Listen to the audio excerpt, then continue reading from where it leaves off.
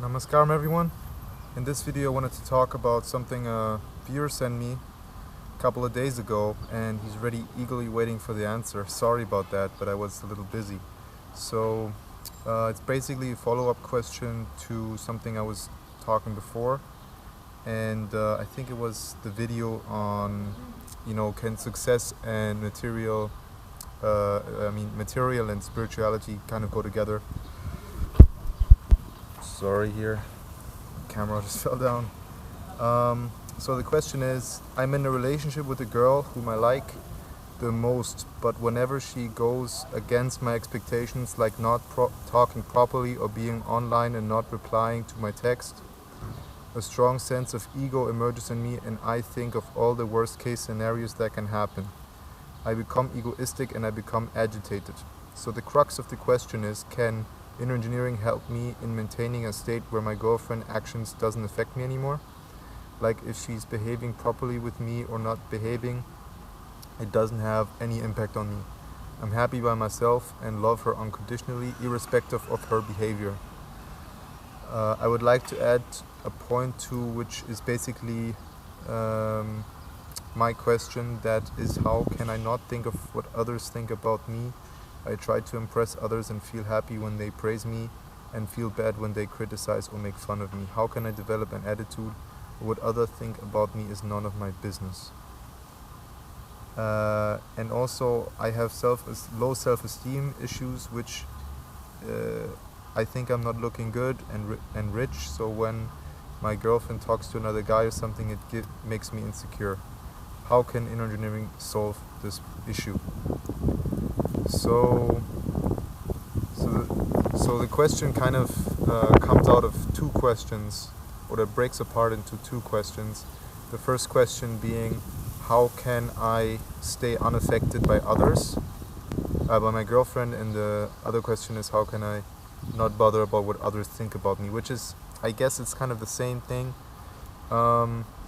which is a good, it's actually something that's been in my life lately, and that is that I'm staying with my dad in a friend's apartment in Morocco, and he's a devout Muslim, and sometimes that has been a little difficult because of his belief system, and then he has no issues with me doing anything yoga related or this that, but when we watch Sadhguru videos together, he because of his belief systems, for him it's a little he thinks some things are wrong and other things he thinks that are they're good, and when I sit next to him I feel a little I don't know the word of it, but I guess insecure, because I think like, oh, these things that Sadhguru is saying is like going directly against his belief system, and I don't want to be in the middle of it. I don't want to be saying that what Sadhguru is right because he thinks it's it's wrong, or it's going against what he believes in, and that creates tension within me. But when I was watching this video today with him, I was just trying to understand, or actually I was just coming to me and seeing, it doesn't matter what Sadhguru is saying, he says whatever he's saying. And sorry about this guy with the screwdriver. So whatever Sadhguru is saying, it's his opinion, it's his understanding of life, and I don't have to like stand behind whatever he says, I told him that my friend was asking me, so what do you think about that? And I'm like, I don't think anything about it much. It's just whatever Sadhguru is saying, and that's fine. And whatever I'm thinking, whatever I'm understanding in life, that's my understanding. And yes, some of the things collide. Basically, all of them basically collide with. So all the things that Sadhguru says resonates with me, but it's not like I'm going to defend his words or get me into a position where I have to defend Sadhguru's words like he's my religious, he's like the Pope or something, and I have to defend my religious beliefs. Although it does feel like it. I felt a little identified with Sadhguru's videos, because I'm like invested into it with all the yoga I'm doing every day, and I've been to the yoga center, and a lot of the things he says I say too in some way. Not that I'm copying what he says, but I just feel like when somebody attacks Sadhguru, I feel also a little attacked, and I realized that. So I came to understand, no, I don't. Sadhguru doesn't need my defense, nor do I need to be attacked when somebody attacks Sadhguru. And I think it's a similar thing when you're identified with your girlfriend or your relationship with your girlfriend. Then anytime your girlfriend does something that kind of violates your safe zone, like not texting you back right away, like looking at other boys, sorry about that, looking at other boys in the street, and she's just a human too. She'll also look at other guys and think, wow, he's a good looking guy, like you looking at other girls and thinking you're a good looking girl. She's a good looking girl. Doesn't matter if you have a boyfriend or girlfriend. That's the nature. You will be attracted to many individuals of the opposite sex, and also your same sex, but not sexually, but interest-wise. Like if you have a best friend, then you could have other best friends. You could meet other people that are interesting. You could see other people talking and think, wow, this guy's interesting. I would like to hang out with him. So it's not just with girlfriend, boyfriend. One of the things that I come to see is that because we have such a strong belief system about relationships, and also because the lack of quantity of relationships we have nowadays, I don't know how it was before, but I think we have much less relationships, sexual ones, than what would be natural for us, because when you look at like our closest relatives, the chimpanzees and the monkeys and all this, they have a lot of sexual relationships, and there's even a lot of monkey races that they have sex just to like socialize, and to if they have a issue within the society, then they have sex so that they can kind of go beyond it and forget about the topic of discussion and just kind of relax. And I come to believe that, not believe, but what I see in the human societies is if people would have more sex, would be more open about sex, would not make such a big thing out of it, but just would have it more casually, I think we would have much less trouble in the world, much less war, much less, big and small scale interactions of violence, and just be more peaceful all around. So when I look at like my best friends, like if you have friends, you're used to having friends. You have many friends. Nobody tells you you can only have one friend. So that's why when you are with your friends and then you meet another friend, you just include them into your circle of friends, let's say. Like it's no big thing. But if you have a girlfriend or if you have a boyfriend, then it's like you can only have one girl or boyfriend at a time. And you blow it up to be this huge thing. And then, you get so afraid of losing it. You cannot include somebody else into that relationship easily, and there's a lot of emotions attached of like one-on-one intimate relationship, making it so that you become very identified with the relationship, and you do not want to lose it. You want to keep it exclusive, and anything that is exclusive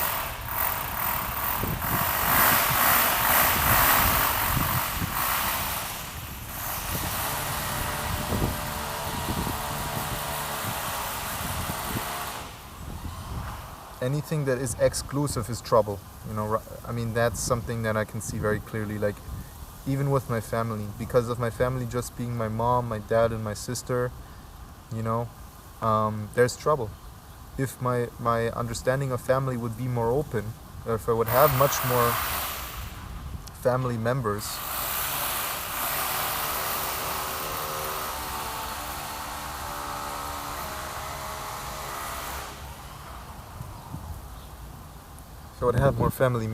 then it wouldn't be as much of an issue if like I have a problem with my dad or my mom.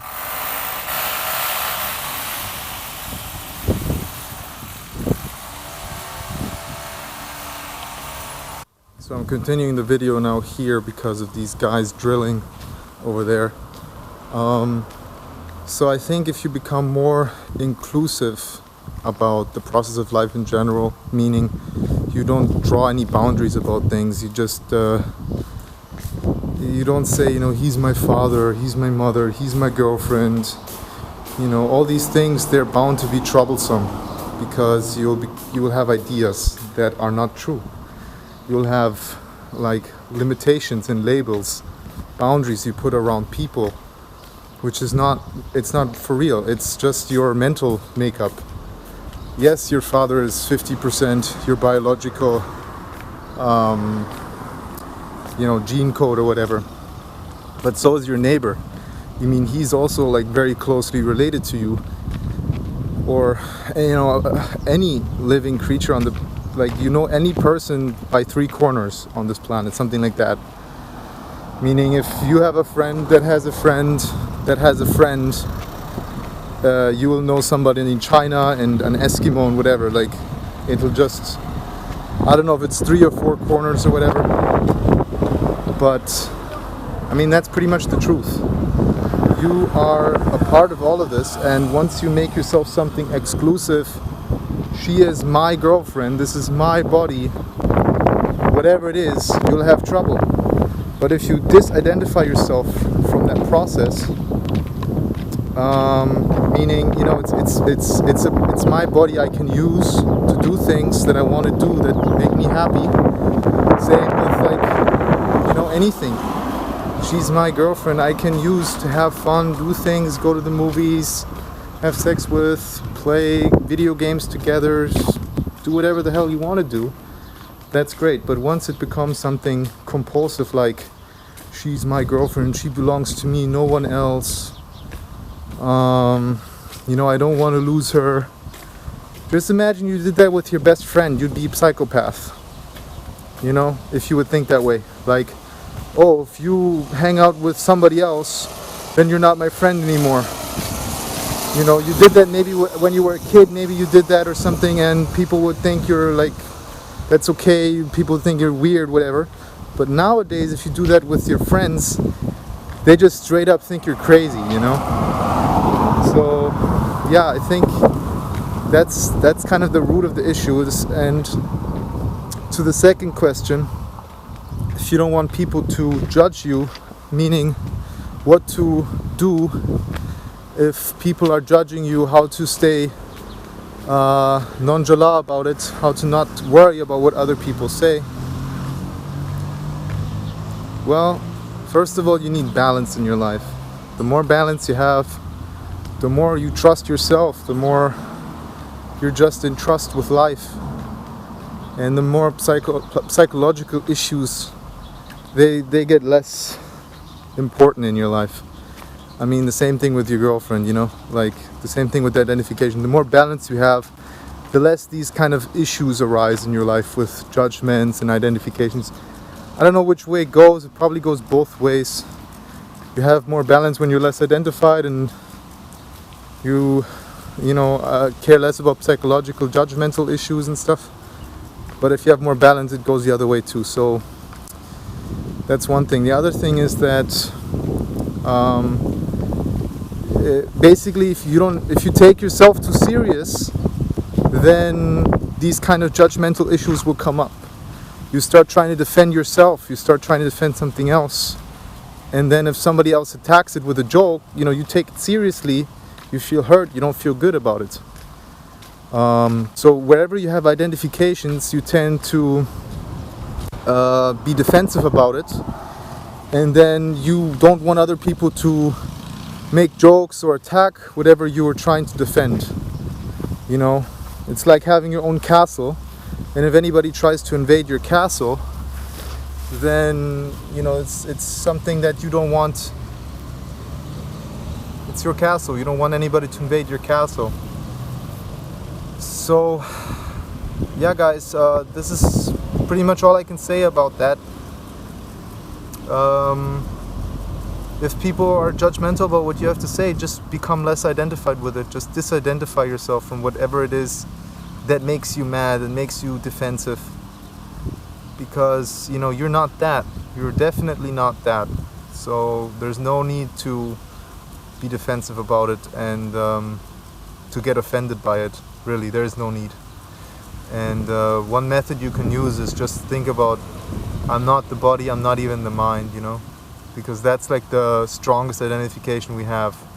So if you can like break that identification in the moment, then all the other identifications, they just go with it. It's like a snowball effect. So yeah, I hope you liked this video. Give me this thumbs up if you liked it, comment below, and I'll see you in the next one. I was just looking at the question one more, and I understood that he was asking how inner engineering can help. So when you're doing Shambhavi Mahamudra, you're doing the crash course of inner engineering with it, meaning that you will have like this kind of truths, it's sort of like a mantra, certain things that you come to understand when you do the online course, the 7 days, like one-on-one online course with Sadhguru, video course that you do before you do the completion and live with the teacher. You understand certain things about life. Like one of the things you understand is that this moment is inevitable, you know, like this moment, like right now, this moment. And you just kind of, before you do Shambhavi, you just bring this back to your awareness, you know, certain things. And it's really amazing what it can do for you. And one of the things you also bring back to your mind is that I'm not the body, I'm not even the mind. And at the beginning of your journey after completing inner engineering, you know, Sadhguru says you should try and bring this crash course to your awareness like once every hour, you know, and additionally you can do Isha Kriya, and these things will definitely help you to just be much more at ease with your girlfriend, to not think about what other people you know, have for opinions about the things you're doing, because the less you're identified, the more you're just okay with it, you know, it's just fine.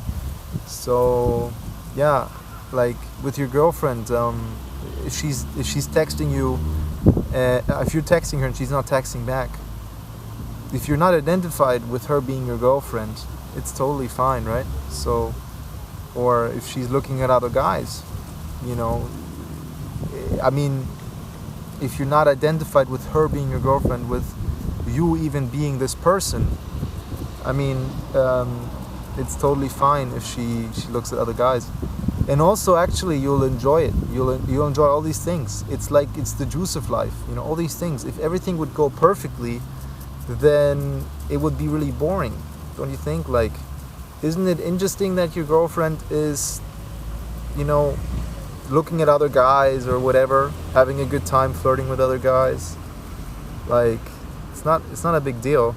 If she likes you, if she's together with you, if she made the commitment to be in a relationship with you, she'll probably not do anything out of bounds, you know? Why would she? She doesn't want to do something where she would feel bad about herself.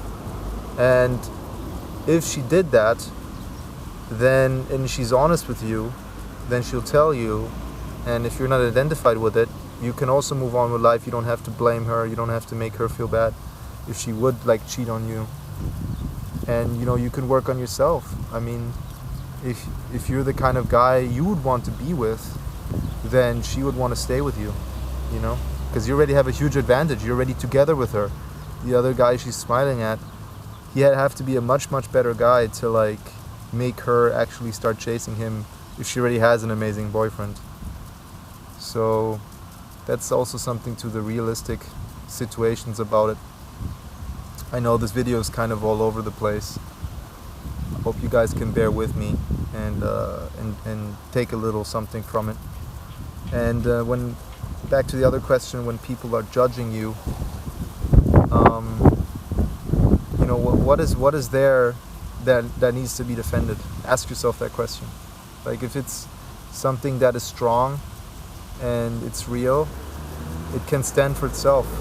So you don't need to help it by defending it and making a joke out of yourself, making an ass out of yourself, you know. And also, it's, if somebody judges somebody else, if somebody's hating on something, it's their responsibility, it's their lack of responsibility compassion, understanding, intelligence. It's their ignorance that makes them judge other people. So if you start judging them for judging you, you're just going on their level. You're just becoming as ignorant as they are. Because if you're standing above it, you know, somebody really have to do something for you to react in a way that, you know, would be compulsive. That's ultimately what it's about with inner engineering. To get to a point where you're, you know, anything that happens in life, not only can you withstand it and be peaceful, you can actually be joyful about it. So if you really let that sink in, you can see how huge this practice is, how huge this journey is. Because if you don't have any money, you can go peaceful through it. If your girlfriend breaks up with you, you can go peaceful through it.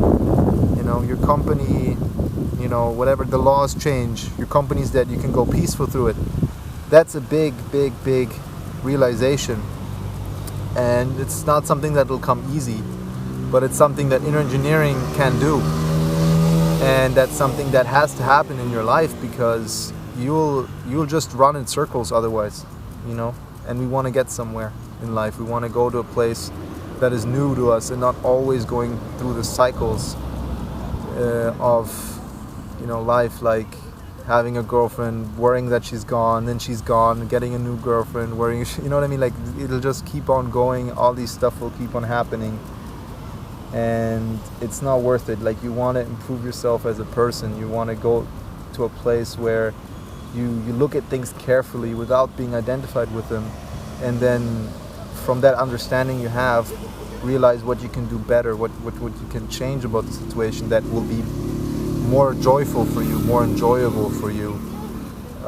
That's a small thing. I mean, the big thing is just to be joyful about whatever happens, and that can only happen if you can look from it from a distant point of view, from a view that is on top of it or below it or whatever. But if you are that thing, whatever it is, that relationship, that body, that mind, that idea, that belief system, then you'll automatically become defensive about it. That's the way the ahankara works. The identity works always in defensive terms. So you need to get a much bigger identity, you know. And first, the easiest thing is to just not be identified with anything. You know, I mean, you could probably do the mantra, I am the universe, I am the universe, I'm the universe. But it'll be much more difficult, I think, than to just say, I'm not the body, I'm not even the mind. I think that works very, very well. Anyways, I hope you learned something from this video. It's probably a pretty long one, but I think it's also an important one. And yeah, I hope you guys learned something, and see you guys later. Bye-bye.